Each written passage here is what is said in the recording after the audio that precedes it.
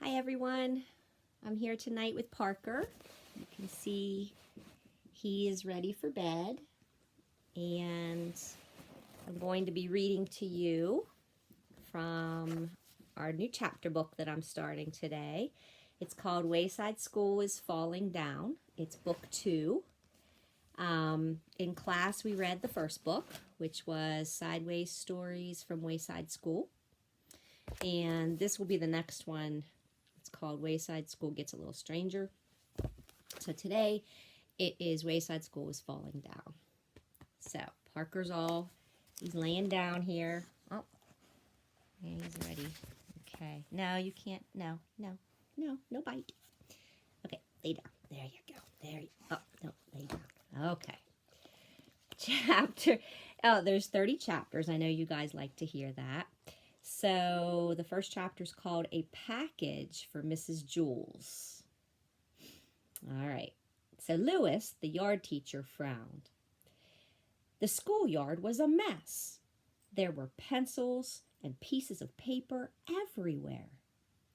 How'd all this junk get here, he wondered. Well, I'm not going to pick it up. It wasn't his job to pick up garbage. He was just supposed to pass out the balls during lunch and recess, and also make sure the kids didn't hurt each other. He sighed. Then he began cleaning it all up. He loved all the children at Wayside School. He didn't want them playing on a dirty playground. As he was picking up the pencils and pieces of paper, a large truck drove into the parking lot. It honked its horn twice, then twice more. Lewis ran to the truck. Quiet, he whispered. Children are trying to learn in there. He pointed at the school. A short man with big bushy hair stepped out of the truck. I have a package for somebody named Mrs. Jules, he said. I'll take it, said Lewis. Are you Mrs. Jules? Asked the man. No, said Lewis. I have to give it to Mrs. Jules, said the man. Lewis thought a moment. He didn't want the man disturbing the children.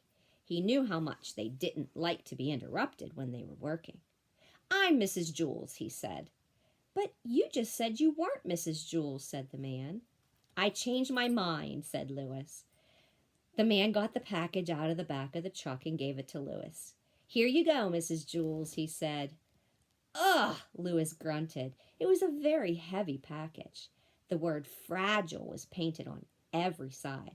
He had to be careful not to drop it. The package was so big, Lewis couldn't see where he was going. Fortunately, he knew his way to Mrs. Jules' class by heart. It was straight up. Wayside School was 30 stories high, with only one room on each story. Mrs. Jules' class was at the very top. It was Lewis's favorite class. He pushed through the door to the school, then started up the stairs. There was no elevator. There were stairs that led down to the basement, too, but nobody ever went down there. There were dead rats living in the basement. The box was pressed against Lewis's face, squashing his nose. Even so, when he reached the 15th floor, he could smell Miss Mush cooking in the cafeteria. It smelled like she was making mushrooms. Maybe on my way back, I'll stop by Mrs. Mush's room and get some mushrooms, he thought. He didn't want to miss Miss Mush's mushrooms. They were her specialty. He huffed and groaned and continued up the stairs. His arms and legs were very sore, but he didn't want to rest. This package might be important, he thought. I have to get it to Mrs. Jules right away. He stepped easily from the 18th story to the 20th story. Remember, there is no 19th story. Miss Zarves taught the class on the 19th story, and there was no Miss Zarves. At last he struggled up the final step to the 30th story. He knocked on Mrs. Jules' door with his head. Mrs. Jules was in the middle of teaching her class about gravity when she heard the knock. Come in, she called. I can't open the door, said Lewis. My hands are full and I have a package for you. Mrs. Jules faced the class. Who wants to open the door for Lewis? She asked. All the children raised their hands. They loved to be interrupted while they were working. "Oh dear, how shall I choose?" asked Mrs. Jules. "I have to be fair about this." "I know. We'll have a spelling bee, and the winner will get to open the door." Louis knocked his head against the door again. "It's heavy," he complained, "and I'm very tired." "Just a second," Mrs. Jules called back. "Allison, the first word is for you. Heavy." "Heavy," said Allison. Heavy. Heavy. "Very good. Jason, you're next. Tired." "Tired," said Jason. Sleepy. Tired. Louis has felt the package slipping from his sweaty fingers. He shifted his weight to get a better grip. The corners of the box dug into the sides of his arms. He felt his hands go numb. Actually, he didn't feel them go numb. "Jenny, package." "Package," said Jenny. B-O-X, package. "Excellent," said Mrs. Jules. Louis felt like he was going to faint. At last, John opened the door. "I won the spelling bee, Louis," he said. "Very good, John," muttered Louis. "Aren't you going to shake my hand?" asked John. Louis shifted the box to one arm, quickly shook John's hand, then grabbed the box again and staggered into the room. "Where do you want it, Mrs. Jules?" he asked. "I don't know," said Mrs. Jules. "What is it?" "I don't know," said Louis. "I'll have to put it down someplace so you can open it." "But how can I tell you where to put it until I know what it is?" asked Mrs. Jules. "You might put it in the wrong place." So Louis held the box as Mrs. Jules stood on a chair next to him and tore open the top. His legs wobbled beneath him. "It's a computer!" exclaimed Mrs. Jules. Everybody booed from the class. "What's the matter?" asked Louis. "I thought everybody loved computers." "We don't want it, Louis," said Eric Bacon. "Take it back, Jack," said Terence. "Get that piece of junk out of here," said Mauricia. "No, now don't be that way," said Mrs. Jules. "The computer will help us learn. It's a lot quicker than a pencil and paper."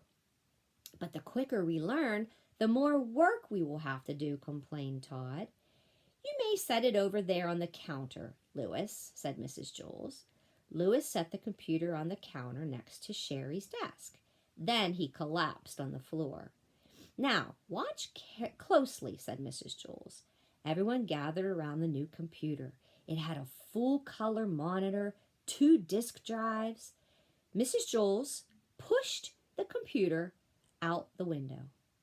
They all watched it fall and smash against the sidewalk. "See," said Mrs. Jules, "that's gravity."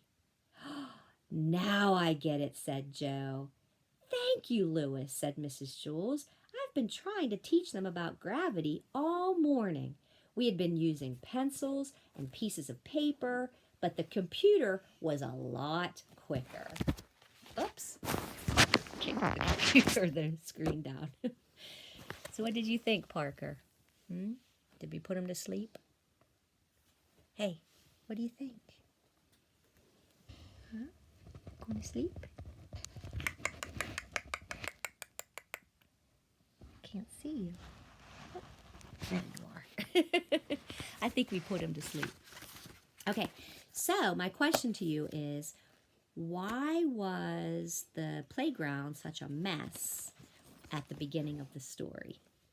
Why was the playground such a mess at the beginning of the story? Does anyone know? Do you know, Parker? You're right. It's because Mrs. Jules was teaching about gravity, and she kept throwing things out the window. All right, guys, I hope you enjoyed the chapter today.